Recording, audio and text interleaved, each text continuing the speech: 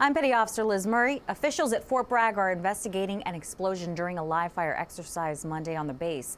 The blast injured 8 Marines and 2 Navy personnel.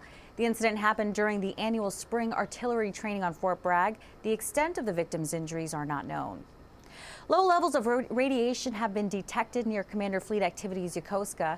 Instruments on board USS George Washington detected the radioactivity. While there is no danger to the public, commanders are asking people to limit outdoor activity and to secure ventilation systems as much as possible.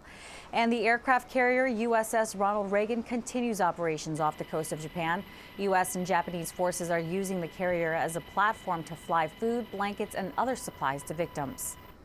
Most communication was cut off following the massive earthquake. People across Japan, including military members, suddenly found themselves unable to reach the outside world.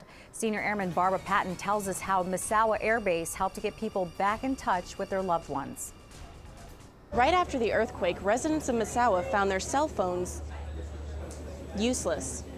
Thanks to the help of the Airman and Family Readiness Center and the Communications Squadron, residents were able to gather at the Mokiteki to make that much-needed phone call. Today we have activated the EFAC, Emergency Family Assistance Control Center, because we experienced an 8.9 earthquake. We open up the phone banks, play area, and all these other resources available to the families because they have been basically put out of their house because of the cold and no electricity. Yeah, Wednesday was the last time I talked to my dad. He left last weekend to go to Alabama, and we didn't expect anything like this to happen. Like, it just came out of nowhere, and I was really scared. It was just me and my sisters. I had anxiety. I was like, man, I hope he answers the phone, but I was relieved. I was like, okay, he's here. I can talk to him now. And I was happy that he knew we were okay, because I know he can worry a lot. So. This is where people can come to get information. We've got people telling them where they can get a hot meal, what those meal schedules are. And now we just recently got our fitness center open with hot showers. You got people at the dining facility that are only for active duty, and they're also giving us food, and we're dependents. Ticket number 48, please. So as night falls, we'll look at other assets in our facilities to give people some warmth and some light, someplace they can come and communicate and find out what's going on. You know, people always talk about, being way over here in Japan, we've really become a close-knit, family over here. You look around in this room and all these people, they, get put out of their house, and it is really touching, how people really come together and help each other out. Senior Airman Barbara Patton, Misawa Air Base, Japan. DoD budget hearings continue on Capitol Hill. Tuesday's hearing centered around the military healthcare system. Lieutenant General Eric Schoomaker discussed the importance of caring for wounded warriors. The Army's leading the way also in the recognition and treatment of mild traumatic brain injury or concussion through an educate, train, treat, track strategy. Our Vice Chief of Staff of the Army, Pete Corelli, has led personally in this, and we've refined this through General Richard Thomas, my Assistant Surgeon General for Force Projection. We fielded this program, which some have called the CPR for the brain. Service members in Germany suffering from traumatic brain injury now have a new facility to help treat them. Landstuhl Regional Medical Center recently opened a new clinic to better serve those stationed in Europe, as well as those moving through the area from assignments downrange. The TBI program director at Landstuhl says the center can handle cases ranging from concussions to moderate rehabilitation.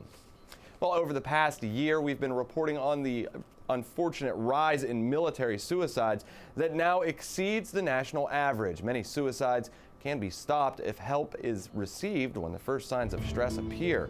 Staff Sergeant Jamie Sikora introduces us to one airman at Aviano Air Base in Italy who sought out that help before things spiraled out of control.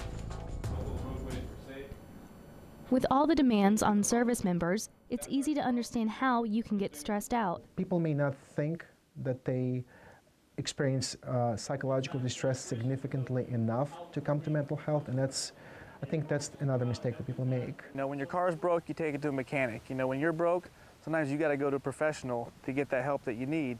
Rather than worry about what people thought, Senior Airman Imschweiler asked for help. I didn't like the state of mind I was in, and I wanted to get out of that state of mind properly as soon as possible. Senior Airman Imschwaller knows one excuse people have for not going to mental health, and he says it's nonsense. It's definitely not a career ender. Maybe in the past it used to be, but as far as 2011 in the United States Air Force, it doesn't affect you negatively at all.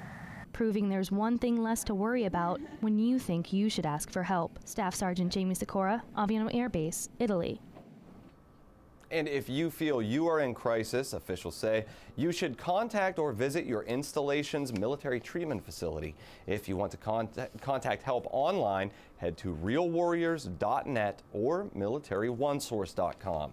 To contact help by phone, call the Military One Source private hotline at 800-342-9647.